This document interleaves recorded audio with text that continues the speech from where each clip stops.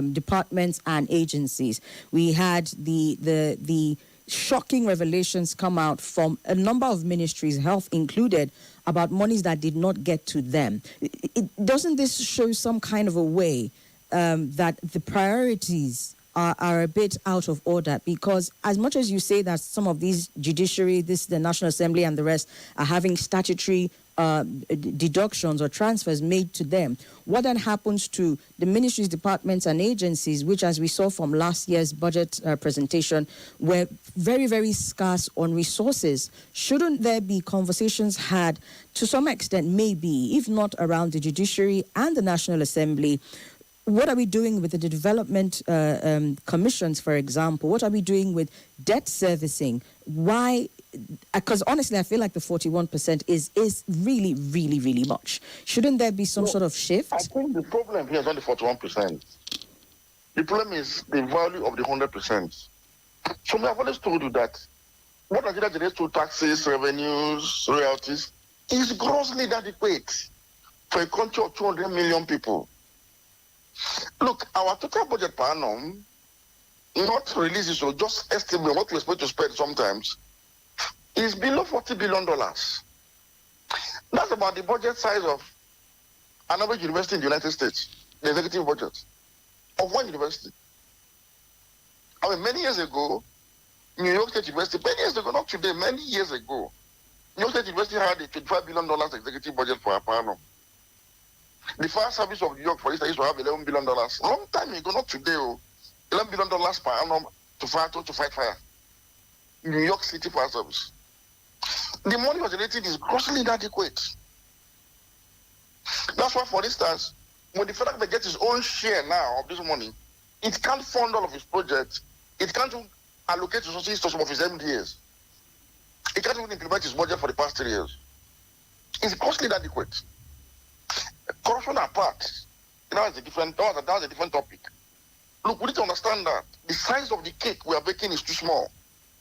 That's why I've always said that for countries outside of the US and the UK, any country that wants to generate enough revenue or wealth of nation must look beyond taxes and revenues from tariffs, from oil and gas related royalties, to go into actual production that is export competitive. I can't say this enough. Until Nigeria opens a window of entrepreneurship in government, where they can earn extra money outside all of this, we keep having this conversation. I keep giving you an example of China, of Singapore, of South Africa, of France, of Germany, that these countries have state-owned enterprises that are thriving in the international arena and bringing in extra revenue in addition to taxes and levies and tariffs. So until you have that, until Nigeria opens that window once again, we'll have this conversation. Okay, why are states relying on only, for instance, on federal allocation?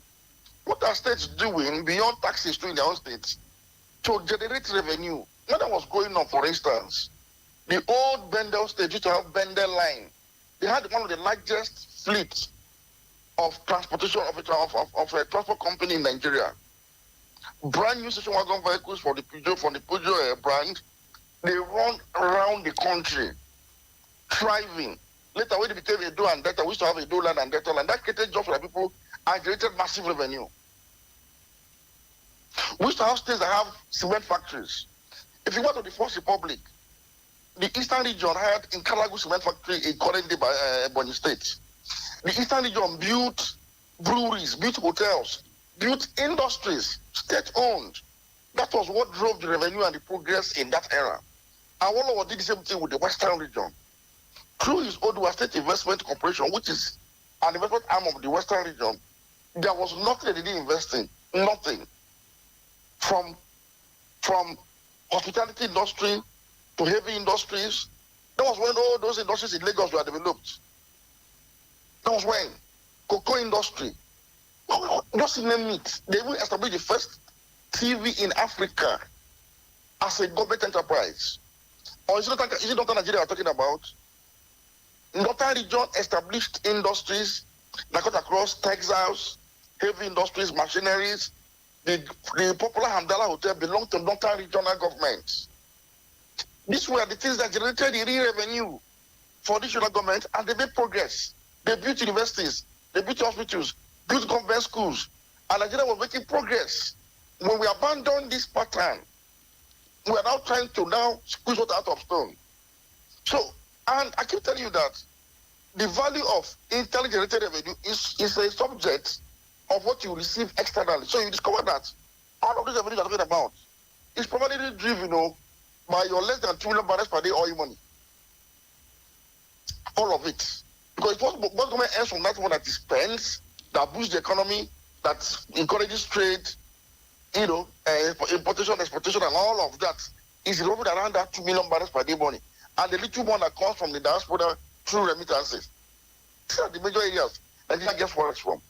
But if you look at China, for instance, there is China solving this problem we are having, or Germany, or India, South Korea, name them. It's because for every Chinese product you buy in Nigeria, you are paying to the Chinese government coffers.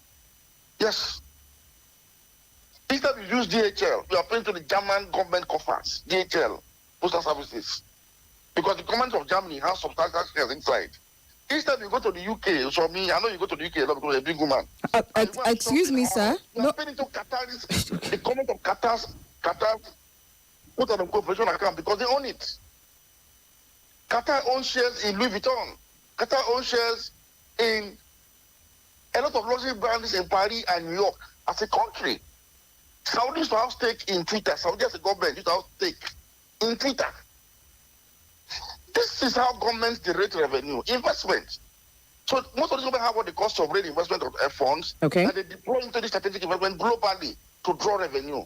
What do you have as a Nigerian government to draw extra revenue other than from what you just the picture you're painting now? And that is why you keep borrowing, and your borrowing will keep impacting negatively on this your revenue you are generating, because as you're borrowing, you won't walk way back. It's tied to this revenue, this major revenue. Now why in Nigeria we should stop talking about debt to GDP, but debt to revenue. Yes. Okay. So we need to expand revenue stream. And I can't say this, I will be saying it every week. System political party has developed the common sense to say, look, one of the ways out of the current logjam is to go back to the era where government invested in export competitive enterprises to generate revenue through trade and foreign investment. I will keep saying it until somebody will get the message. All right, sir. And join our school of thought. All right, sir. Interestingly, this particular report accredited the increase that was recorded as a result of, it's accredited it to removal of petrol subsidy and the foreign exchange reform. So if we're to go by this report, that is what accounted for the increase. Do you see the government, alongside some of the things you've mentioned, also pursuing more of these kinds of reforms as their way of revenue? No. So this is a mistake. Yes, we had increase. But what was responsible for your high level of expenditure that now exceeds your revenue? The inflation arising from the policies of subsidy removal and flotation of the naira. So, for instance, if you are earning 30K as minimum wage, but your expenditure was within certain manageable levels, it is better for you than you now earn 70K and your expenditure is almost 20% on the 70K you are earning. That is the case of Nigeria. Yes, we move subsidies, so more money to retained by governments. Yes, you floated the naira, so the naira lost value, so you have a lot of trillion sounding amount of money. But the problem is this: you're going to spend almost all of those monies for far less than you would have spent before this policy setting. That's why today the government is borrowing more. Our external debt has increased.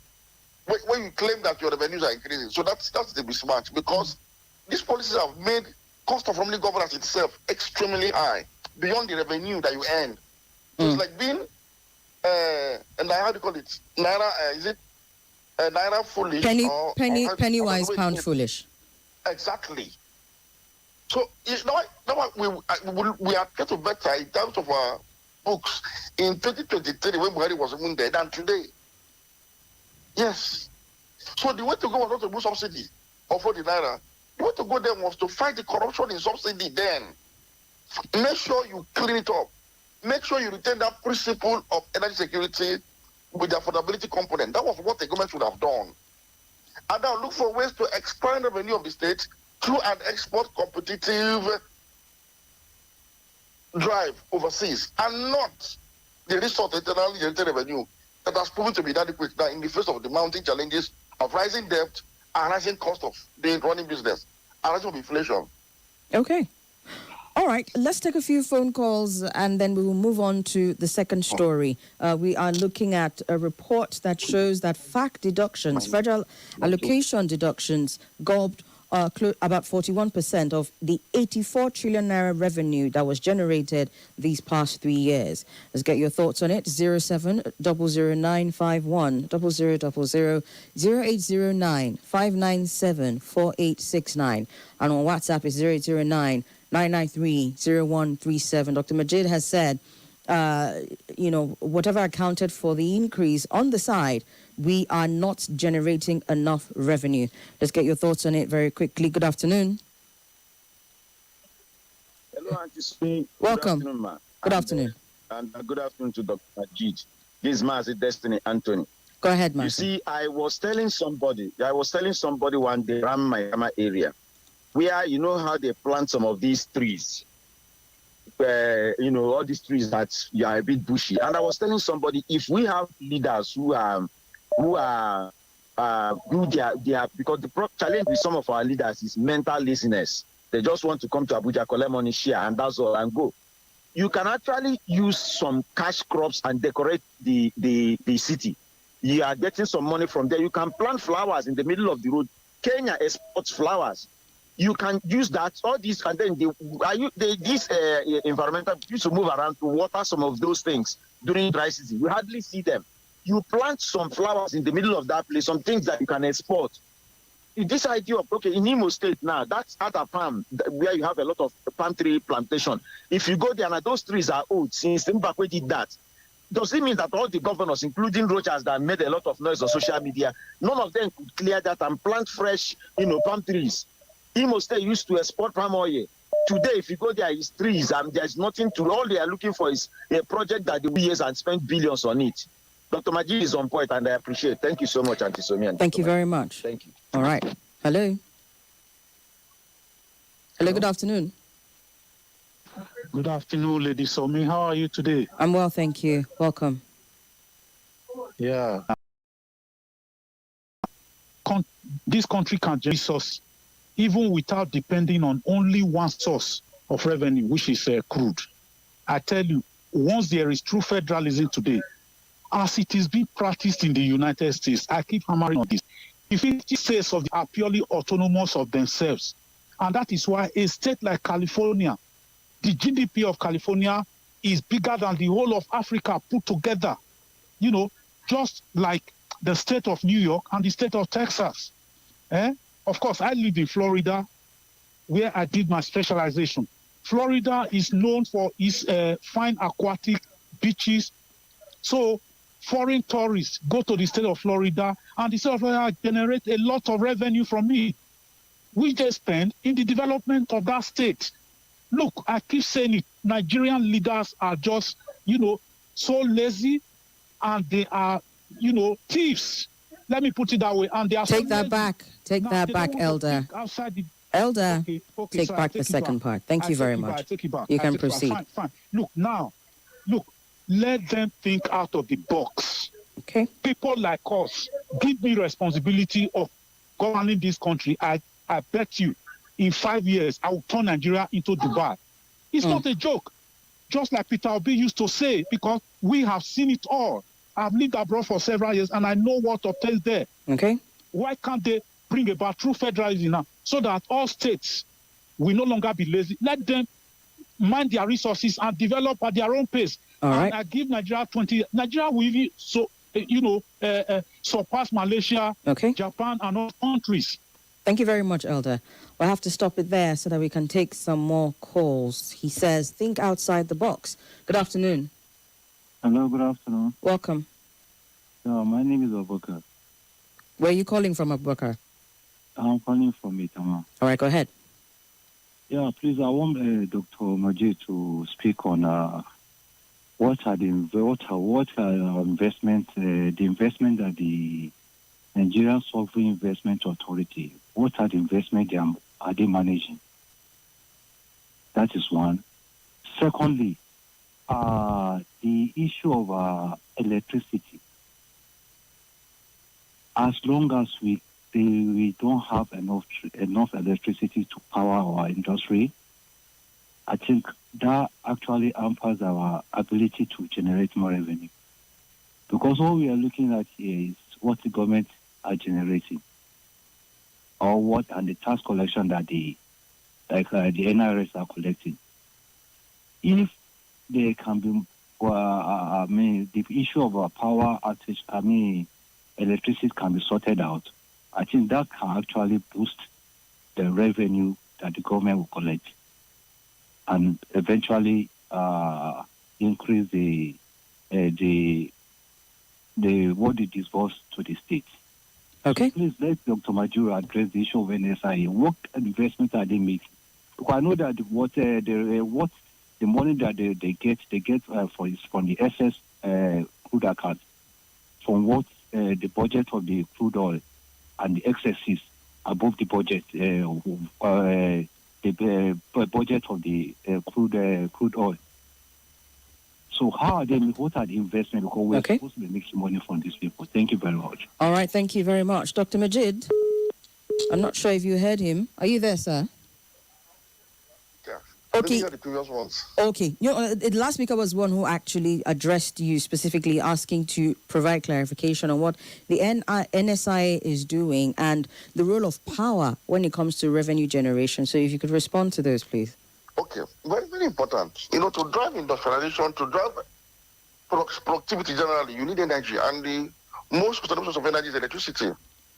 To drive industries, both large, medium, and small-scale industries, SMEs, power homes, electricity generally. So electricity is very important. Now, the way out the way out of our electricity logjam is for the state governments to start making investment in electricity production, i.e. generation, transmission, and distribution. In fact, the focus now should be on state government, because electricity is supposed to be a utility.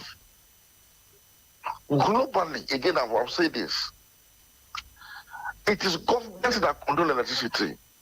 Nigeria made a mistake when they attempted to follow the British pattern to commercialize electricity and make it something of capital investment and profits. It's a boomerang. It's not for nothing that Iran is undergoing bombardment from all corners, yet the light is still shining. The government owns it. The government of Iran, that electricity is a primary responsibility of government, just like water is basic. And this is not about Iran alone. It is something in Israel, Iran's enemy. The company that provides electricity in Israel is owned by the Israeli government. This tells you that Iran and Israel might disagree on everything, but they agree that government, both of them as government, should provide electricity for their people. So state governments now should begin to invest in providing electricity for their people. And it's not rocket science. Remember I told you my experience in Ajakuta when I was growing up. Julius Berger as a company, from their profit as contractors, built housing estates for 5 categories of their workers. And in each of these housing estates, they provided water and electricity independent of national grid from their profit as contractors. In addition to this, they provided us every week, the families living in each of these estates, they supplied us gas and provisions on demand. Okay, the provision was weekly. Gas was on demand. Once the gas is exhausted, you put us in it outside. The company will replace the gas for you. Cable was free. From their profit as a company, how do you not convince me that the local government that is earning close to between 500 million naira per month, they, as the government collaborating, cannot provide electricity for people? It's unfair. So state and local governments should be able to come together for their people, as is the case all over the world. It's called utility. From Saudi Arabia to United Arab Emirates to South Korea, it is still in America. When you say provided for them, Dr. Majid, the American government behind the scenes support.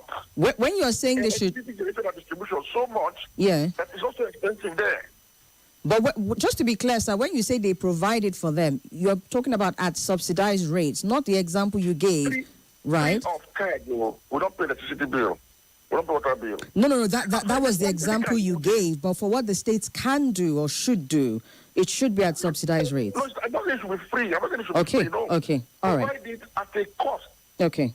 That will not break the back of the people as well. Because you should understand that this is like a fundamental service to the people. And electricity is like a fundamental human right. Yes. Otherwise, we are ruling over a jungle. Like, can't find electricity for people. That's the truth. So I'm making the case that, look, all over the world, government cautiously. The UK example is not an example anybody should use. Don't tell me about the UK. UK is an energy impoverished country among European Union countries. It's not an example to follow. No. All right. Other countries, Germany, France, and others, have provided electricity for people at a very affordable rate. That also don't break their back.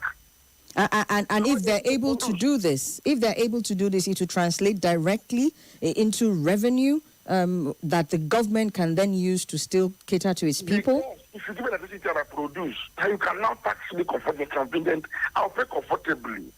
And let me tell you the interesting thing. You see China, let me use that as an example again.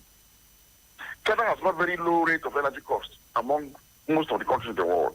So what does that allow China to do? It allows China to produce massively. So China exposed to the whole world. So when you and I buy from China, because if you produce in China, for instance, a set of furniture, or let's say, let me just use a good example. Right. A pair of shoes manufactured in China and imported all the way to Nigeria through Port of Lagos. And you go through all those houses you have to go through in Lagos to get your goods out and on drive on those bad roads all the way to Aba. I can assure that pair of shoes from China will be cheaper than the one that was made in area market in Aba there. Because the man in Aba in area market has to provide electricity for himself, security and all that. You know the normal Nigerian investment climate. So what happens? As a consumer, I will likely buy the one that was bought from China because it is cheaper and probably have a better finishing. So you have paid the Chinese man. So what happens? The Chinese man now pays tax to the government from the revenue he earned from you in Nigeria. So meaning the tax I'm paying as Chinese entrepreneur at home to my government for providing me with enabling environment to really produce, which includes electricity and all of that, is the money I now make from my export revenue. Okay. So in essence, I'm not losing nothing. Okay. Nigeria is paying the tax in China. All right. We need to take a beat there, Dr. Majid. We have the news coming up in a couple of minutes. We'll come back and pick up the conversation from there, if that's okay with you. Thank you very much, sir. It's okay. That is okay. It's okay. No, it's okay. Let me explain. It's okay. She. Off your mic. On 95.1 Nigeria Info. Your mic is always on. Let's talk. My friend, we are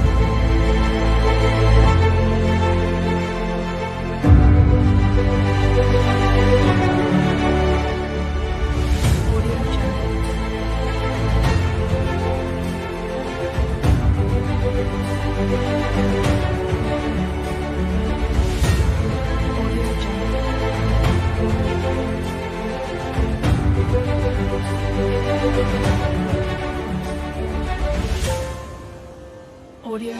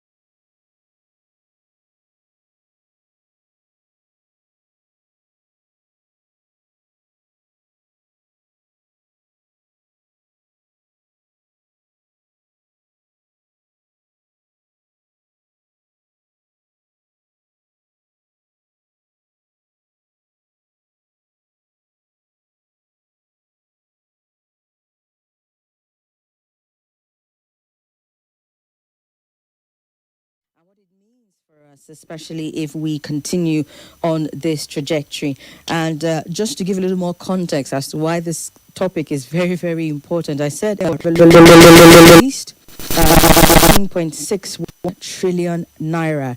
That is 14.61 trillion naira year-on-year increase, taking us to 159.28 trillion. Remember, that is as at 2025.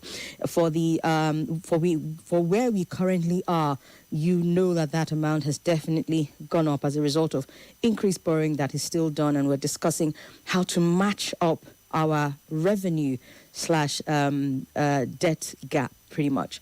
Okay, I will take the second story very quickly, get Dr. Majid's thoughts on it, and then go back to the phone lines. Now, news first of all broke yesterday about the Senate President, Godswill Apkabio, speaking about the intensified spate of terrorist attacks across the country and calling it effectually a gang-up to distract the president's reforms. He made this assertion during the goodwill message at the official inauguration of the Nigerian Revenue Service headquarters, Abuja. He said, "Believe me, Mr. President, 2 weeks after you win the elections in 2027, the bomb blast will stop. People are sponsoring it to distract you from your work." And he says, "You are doing so well, despite the gang-up on your administration." These comments come barely 24 hours after the president held closed-door talks with the Chief of Defense Staff, General Olufemi Oluyede, and a French general at the presidential villa in Abuja. Apparently, according to sources that spoke to the Punch newspaper, Monday's engagement, that's the meeting that he had, was part of intensified collaborations on Nigeria's security situation. So that should tell us to some extent that the president is well aware of what is going on in terms of insecurity, and perhaps is having conversations and, with his commanders, trying to draw up tactics to fight it. So to have that, and then also hear the Senate President speak on the terrorist attacks as a gang-up to distract the president, raises some interesting questions as well. Well, he didn't only speak to that, he also defended the chairman of the Independent National Electoral Commission, Professor Josh Amupitan, over allegations of partisan bias linked to a controversial media post. Again, reports have come out to say that social media post, the tweet to be exact, was fabricated. And what it said basically is that victory is sure. That's all the tweet said. But Nigerians have been in an uproar, about how a member of the APC and to some extent puts him in a very uncomfortable type of light. With all of that going on, Apkabio came out to dismiss the claims that this resurfaced tweet suggested political alignment by the INEC chairman, insisting that the statement attributed to him was neutral. And he said, and I quote, "They changed and said, okay, let us attack the people going to do the election." And they brought out a tweet where they said the chairman of INEC said victory is sure. But he didn't say victory is sure for the APC. He did not say victory is sure for the PDP. He just said victory is sure. And so, Dr. Majid, would like to get your thoughts on this. We're looking not just at comments coming from the Senate President. There are grave implications to statements like this, whether it's coming from him or any other person. And his assertion is basically framing insecurity as an external political tool rather than an internal administrative or military challenge. By attributing these terror attacks as plots against the president, is the Senate President inadvertently shielding the security apparatus from accountability? That's the question for you, sir, today. I think the Senate President has made the job of the president very easy. Since he has identified those that are responsible for security challenges, I would have expected that by now the DSS would have called in the Senate President for proper debriefing and hold him down there until he provides all those people he knew. He was so certain about it, that it is opposition, so that he would just name them, give their details, and before they allow him to go. So it would have been very easy now. We would also round up all the opposition leaders, all the PDP, APC, but maybe they would have just laid siege on the ADC, emergency, they are packing everybody there. And our solution, and our insecurity would have just ended at once. You see, it is pathetic. It is unfortunate that we have a Senate President. So, you know what the Senate President means? Do you know what a Senate president is supposed to be? But we have a Senate president that has become an Otinku for the president. Ordinarily, the legislative arm of government, which is the defining arm of a democracy, is not supposed to have an incestuous relationship with the executive because it's supposed to be taking and balancing the activity.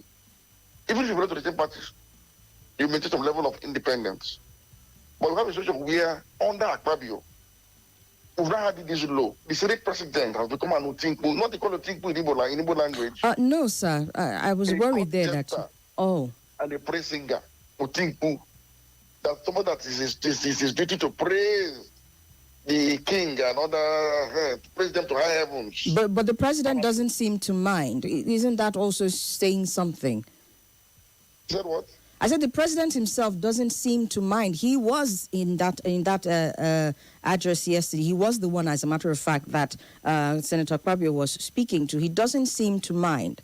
What does that say about our politics? Let me finish Apkabio first.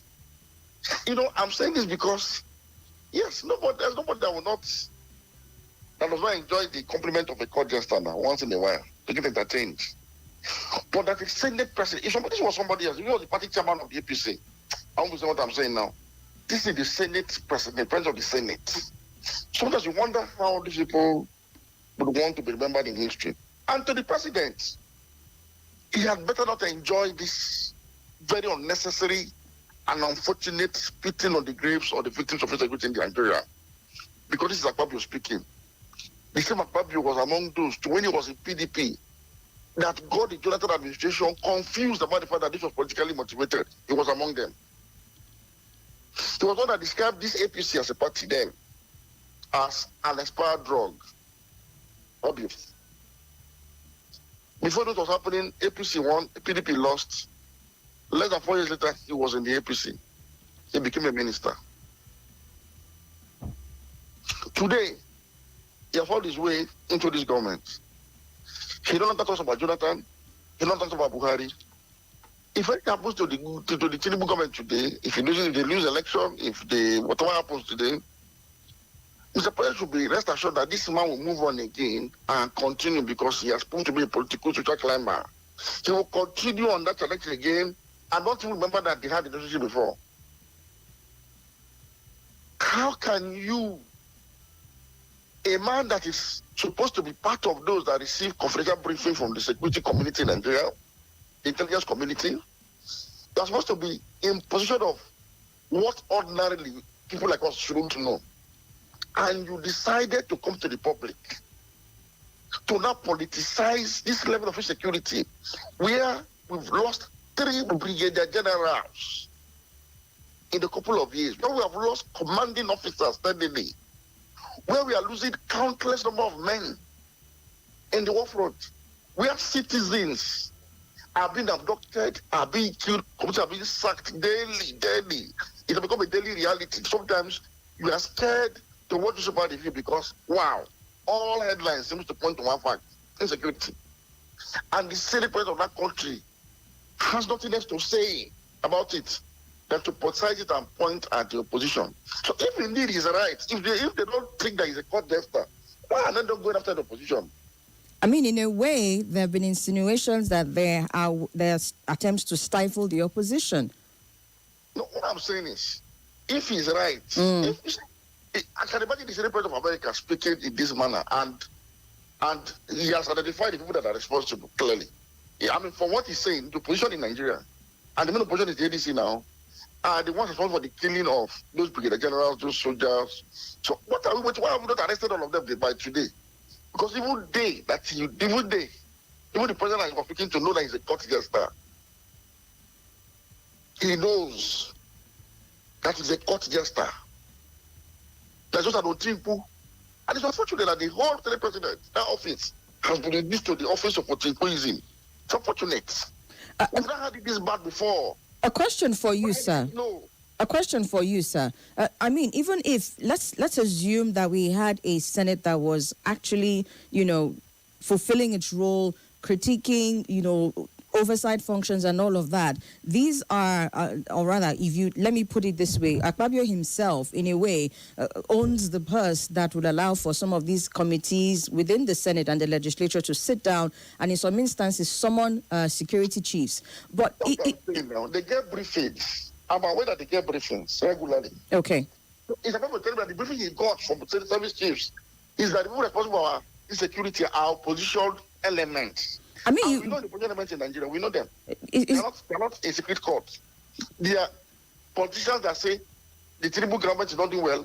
We want to give an opportunity to do better. And then when we know them, we know Peter Obi, we know Atiku Abubakar, we know all of these people. So if these people are the ones that the public is referring to, why are they still working Scott? Why are they still working free, like even doing convention up and down? So basically what you're saying, Dr. Majid, is that this statement, what you're saying, sir, is that this statement that came out from the Senate President is basically excusing the authorities, the federal government, from what is actually going on. We're making it light. You're not excusing. It is a senseless, insensitive, and irresponsible statement. If you want to excuse the government, you can tell us that they are trying. That they have done this, they have devoted resources, they have tried, that for every one student that was killed, 10 was prevented. You can tell us this. But to come and say it was an election is coming, after election it will stop. We've been fighting Boko Haram since 2010. We've conducted elections in 2011, we conducted in 2015, we conducted in 2019, we conducted in 2023. We're about to conduct another one. How many almost 5 elections now? We have been in this situation unabated. I don't know where people get that imagination that the election is coming close is when Tinubu took over this government in 2023, December that year, over 100 people have slaughtered in Plateau. The next year, something against similar happened. It will happen. There was no time we had respite. So for someone to tell me that election is coming, that is the reason why. It's unfortunate. All right, sir. It reduces a serious issue of existential insecurity to beer parlor talk under the tree. And see the president. It's unfortunate too. I don't want to be thinking about his legacy and name. No matter how Nigeria is, people still remember those that are actually heroes, that are patriots. All right. And people know those that came into power and just played around and played out. And it affects their children. Let them be serious. If you don't want to say, you keep your mouth shut. You keep it shut. You keep quiet. All right, Dr. Majid, we need to get to the phone lines. I would say, though, before we do open them, Nigerian leaders over time and politicians have a way of going back to this conversation around political sabotage. They use that to explain a lot of things, or rather absolve themselves from a lot of things. So this narrative is not entirely unique to the Senate President. The problem, I think, is the level of his office and he being the one making this statement. Perhaps we can have a conversation at another time. I hear you, Dr. Majid. That's why I said perhaps we need to have a conversation. Yes. Yeah. This should not die down. That should insist to. Okay. That I'm able to provide evidence. Okay. Our opposition leaders to basically. He provide evidence. I mean. They cannot say that work. No. Has to provide evidence. Otherwise, you should go in for false witness or false statements. Okay. You should protect them for falsehood. All right. He doesn't have immunity. Okay, let's go to the phone lines, Dr. Majid, so that we can also let you go at some point. It's 0809-597-4869 and on WhatsApp 0809-993-0137. We started off with the dire case of FAAC deductions and also going into the situation of a statement made by the Senate President. Let's hear from you. Remember to keep it respectful, please. Good afternoon. Yes, I'm very well, thank you. You have a minute, please. Go ahead. Yeah, I think it's very unfortunate what the Senate President, gave you like, I'm sorry to use this word, like a child, that maybe the father telling the father, talking to kind of, that is the office of the Senate President that have abused by that level. Honestly speaking, telling that is because of politics, this is something that I didn't describe how these people, where they get their brain from. I don't know where they structure their brain simply because your you are trying to dance into the tune of your father kind of office of the Senate President. The Senate President, for that matter, a constitutional office. That's what he's saying. It's very sad. All right. Honestly, the way the system of the country, we don't expect at this time, especially the way the country is running this time, in terms of economic, in terms of security, the way the system is running is pretty funny. And you say you're making profit, and you're generating profit, and we don't see that the profit you are generating are reflected to the system. You're owning your local contractors, you're pouring more, and you're saying they're generating. That means you're lying to yourself. Okay. You're not even lying to the 250 million people. You're lying to yourself. All right. This is what we're finding in our country. Thank you. Thank you. Thank you, Mr. Williams. Good afternoon. Good afternoon. Welcome. Thank you very much. My name is Emeka. Go ahead, sir. I want to comment on the Senate President's speech. I don't know if he really knows the magnitude of the office he's holding for Nigerians. I don't really know if he knows the value of human blood that is being shed every day in Nigeria today. I don't also know if he knows the cost put on a society or a people by women when they come out to the public naked to demonstrate or show anger on a particular thing.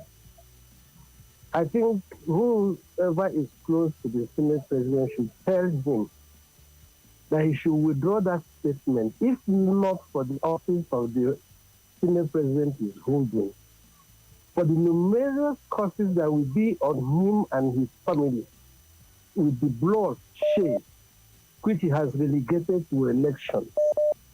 If they know elections is what is causing the problem, like Dr. Majid said, why has this shedding of blood continued for getting to how many years today?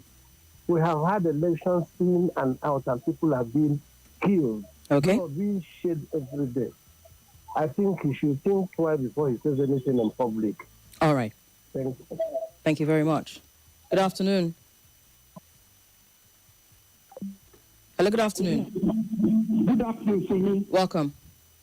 Thank you, Dr. Lajide calling from State. Okay, Dr. Lajide, can you just give me about a minute and then call back, please?